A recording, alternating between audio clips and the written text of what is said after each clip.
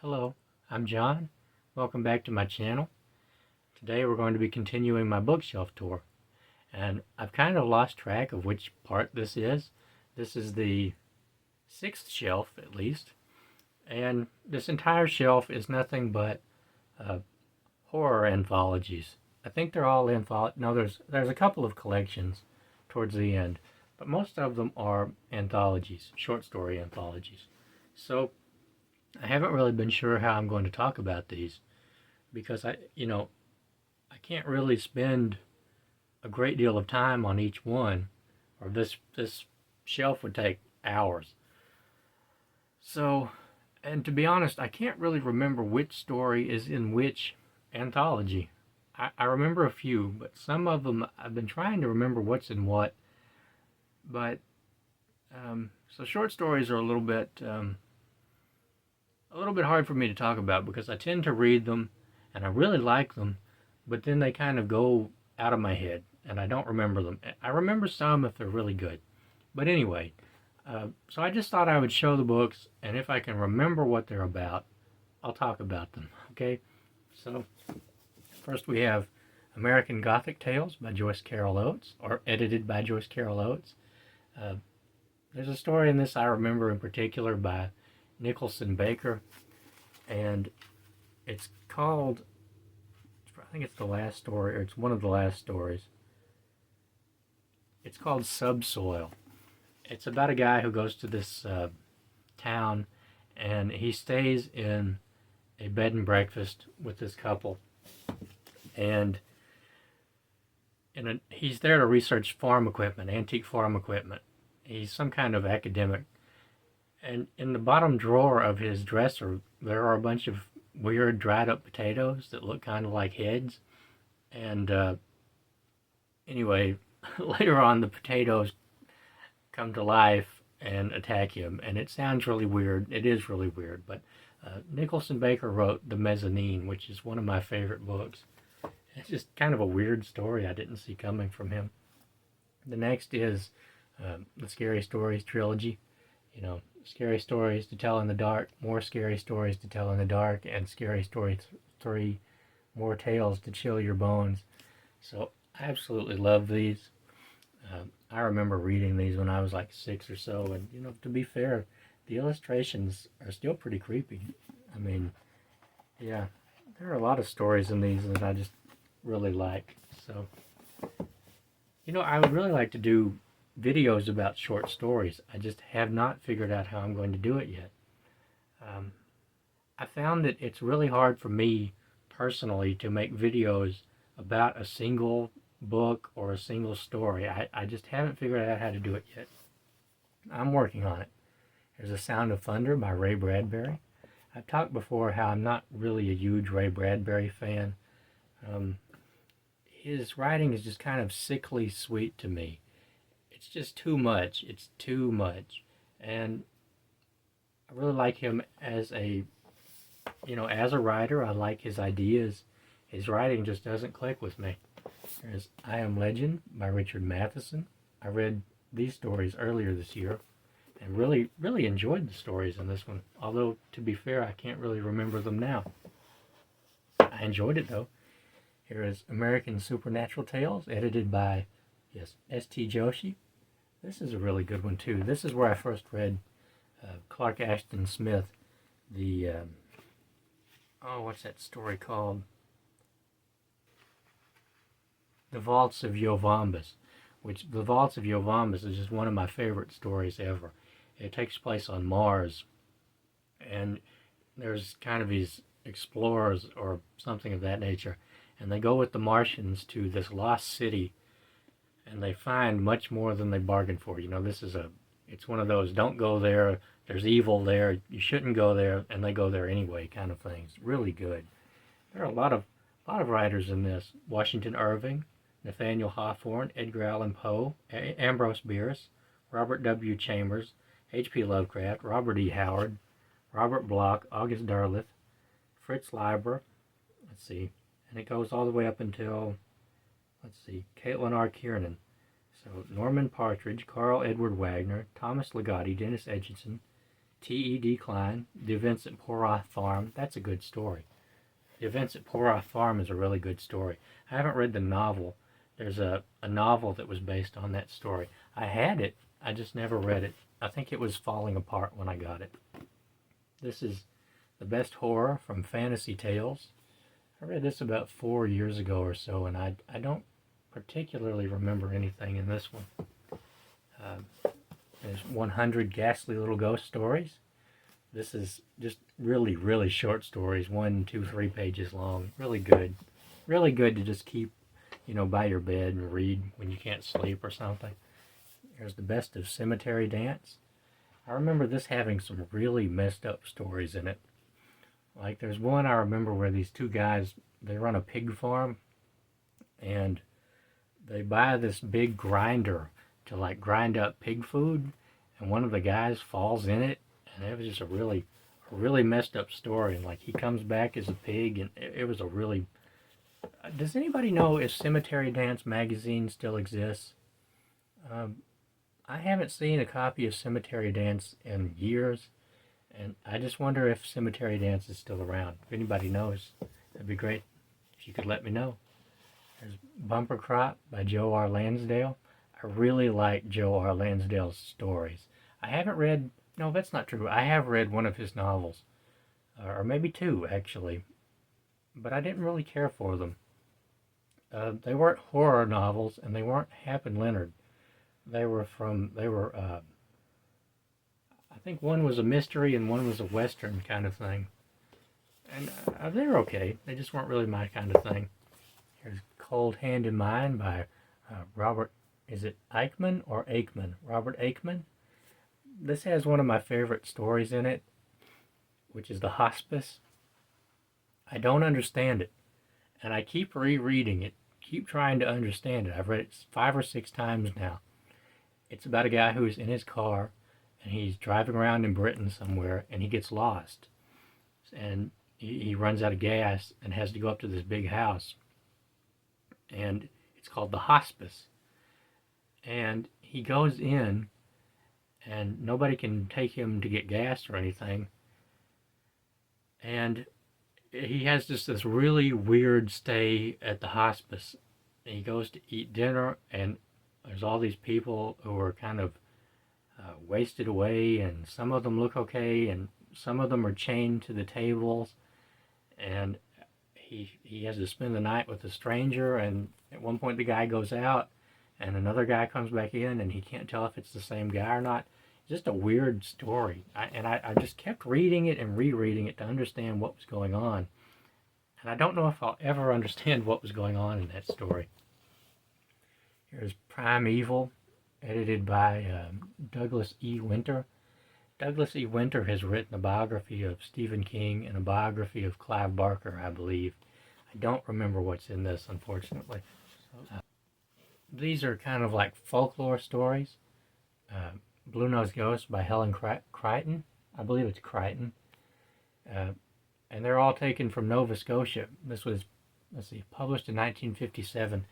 And these are really interesting stories. There's some about like, what are they called? Forerunners of Death, that kind of thing. Just really, really kind of creepy stories, In fact, the reason I found it is because of this book, the bibliography of this book, which Alvin Schwarz used quite a few of the stories in Bluenose Ghost, and also in this book right here, The Telltale Lilac Bush by Ruth and Musick, as inspiration for the scary stories. So that's why I read these. And this one is about, they're folklore and ghost stories of West Virginia. And I really, really like that cover too. Just the orange and the skeleton. It's really nice. Next we have the Penguin Complete Ghost Stories of M.R. James. I really liked some of these, and there were other ones that were just a little too... I don't think I picked up on the subtleties when I read this, so I'll probably have to reread this again at some point. Here is H.P. Lovecraft's Book of the Supernatural. These are all stories that he talked about in his essay, Supernatural Horror in Literature. And this is a really, really good book, actually. I think, let's see what's in this. All right. The Tale of the German Student by Washington Irving. Who Knows by Guy de Maupassant. The Torture by Hope by Villiers de l'Isle Adam. I'm sure I mispronounced that name terribly. The Torture by Hope is one of the most messed up stories I've ever read. It takes place during the Spanish Inquisition. And there's a guy who's been tortured for days and days and days, and locked up in this kind of dungeon. And one day he notices that the door of his cell is unlocked. So he makes his escape. And I won't ruin the story. It's a messed up story, and it stuck with me a long, long time. Let's see. Quite a few people are in this. The Dead Smile by F. Marion Crawford. The Yellow Wallpaper by Charlotte Perkins Gilman. The Recrudescence of Imre by Rudyard Kipling. The Burial of the Rats by Bram Stoker. The Voice in the Night by William Hope Hodgson. Just really interesting, really good, really a good collection. If you're into Lovecraft, or an anthology rather, if you're into Lovecraft and you're kind of wondering what stories he liked, these are the stories Lovecraft liked. Here's The Color Out of Space, Tales of Cosmic Horror. I've had this quite a long time, probably 20 years. I used to carry this with me a lot. Let's see, there's Dark Masques, edited by J.N. Williamson. This has James Herbert, Robert R. McCammon, Stephen King, I think. Let's see. See, this one annoyed me. I remember this being really annoying to me. It has a list of the stories, but as you can see, the authors are not named on the contents page. That really annoyed me. Although, to be honest, I can understand why they might have done that. I mean, it's normal for people to open up an anthology and go, well, I want to read the story by Stephen King, or I want to read the story by Ramsey Campbell. And, yeah, so I do understand why they did that. I just found it a little bit irritating. There's Trucker Ghost Stories, edited by Annie Wilder. This was kind of interesting. It's, supposedly true stories about ghosts and weird creatures and stuff like that truckers have encountered in their travels. It's kind of, they're really kind of close to Reddit stories or whatever. It was entertaining. I really enjoyed it. Here's From the Borderlands, Stories of Terror and Madness, edited by Elizabeth E. and Thomas F. Monteleone. I've had this one a long time, too. I've had this one since I was in middle school. I remember these being really messed up. I haven't read this in quite a while. Here we have The Horror of the Heights and Other Strange Tales by Arthur Conan Doyle. I don't remember these particularly well either. Lot 249, The Parasite, The Brazilian Cat, The Brown Hand, The Leather Funnel, The Terror of Blue John Gap, The Horror of the Heights. I wonder if, hang on. The Captain of the Pole Star is in this, and I remember reading The Captain of the Pole Star many years ago, almost 20 years ago, and really, really enjoying it. And it's a story that I keep meaning to go back and read, and I just haven't. So I might read that later. Here's Black Suns by Simon Strantzes. There's some weird stories in this. I didn't particularly care for them, though. It's been quite a long time. This is probably 10 years ago I read this, and I don't know, they just didn't really work for me. I really should go back and reread this, though. I was really surprised when I found this because when I bought this, this was going for quite a bit of money. I don't know if it still is. I haven't checked, but just really, at least around here where I live, it's kind of rare. I've never seen another copy. Here is The Haunter of the Ring and Other Tales by Robert E. Howard. Here is Alone with the Horrors by Ramsey Campbell. I really like Ramsey Campbell's short fiction, except he sometimes is so subtle about what's going on or vague about what's going on, that I don't always understand what he's trying to say. This is kind of a collection of Campbell's stories from the early 60s on into the late 80s, okay, up until 1991. And it kind of, demonstrates how his writing has kind of changed a little bit here and there, how his interests have changed. A lot of his earlier stories are kind of really heavily inspired by Lovecraft, and he kind of grew into his own voice as time went by. Here is Crucified Dreams, edited by Joe R. Lansdale. The Monster by Joe Haldeman. The Mojave Two-Step by Norman Partridge. The Quickening by Michael Bishop. Octavia E. Butler's The Evening and the Morning and the Night. Michael Shea's Copping Squid. I don't remember that one. Stephen King, Quitters, Inc. I think that's the one where the guy wants to quit smoking, so he answers an ad in the paper and he gets more than he bargained for. The Pit by Joe R. Lansdale. That's one where this town in rural Texas, if somebody breaks down in their car there, they kidnap them and force them to fight as gladiators. That's a pretty messed up story. Here is. Next is the Mammoth Book of Haunted House Stories. This is one of my favorite collections. This is the second one I've had. And I don't know, I just come back to this collection quite a lot. There are a lot of stories I like in this one. Authentic Narrative of a Haunted House by J. Sheridan Le Fanu. A Haunted House by Virginia Woolf. Dark Winter by William F. Nolan. Now, Dark Winter is one of my favorite stories, one of my favorite horror stories ever. It's told in the form of a transcript of an interview between a woman and some policemen. And what's happened is she's come back to, Kansas City, and her husband has taken her to the place where he grew up. And he hated his childhood. He had an absolutely awful childhood. He has no good memories of living in Kansas City at all. And as he goes to these places, the past is coming more and more to life to him. And he goes into his house, this house where he grew up, and he vanishes. And it's the story told as she saw it, as she saw her husband getting more and more drawn back into this place. It's really short, and it's just one of my favorite stories.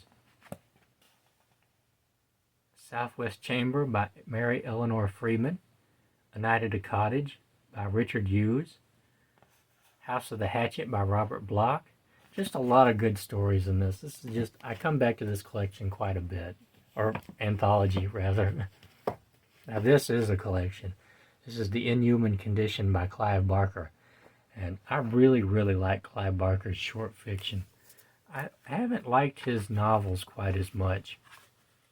I don't know if I think I've only read 2 of his novels, maybe 3. I know that I've read The Thief of Always, and I read The Hellbound Heart. If I remember right, though, The Hellbound Heart is a novella. It's not particularly long. I read most of Cold Heart Canyon years ago. I never made it through. I read that when I was 16. I remember that specifically because of, who I was with when I was reading it. Let's see. It says The Inhuman Condition, The Body Politic, Revelations, Down Satan, and the Age of Desire. Here is In the Flesh by Clive Barker. This is only 4 stories in this one, I think. Yeah. In the Flesh, The Forbidden, The Madonna, and Babel's Children. And here is kind of the ultimate Clive Barker collection, Books of Blood. I really, really liked this collection. And I've been meaning to go back and reread it. And that's one thing that's on my list to reread, Books of Blood. And so that brings us to the end of this particular shelf. I hope I wasn't super boring or anything. I'm sorry I couldn't go into more detail about all of them. But anyway, thanks for watching, and I'll see you next time.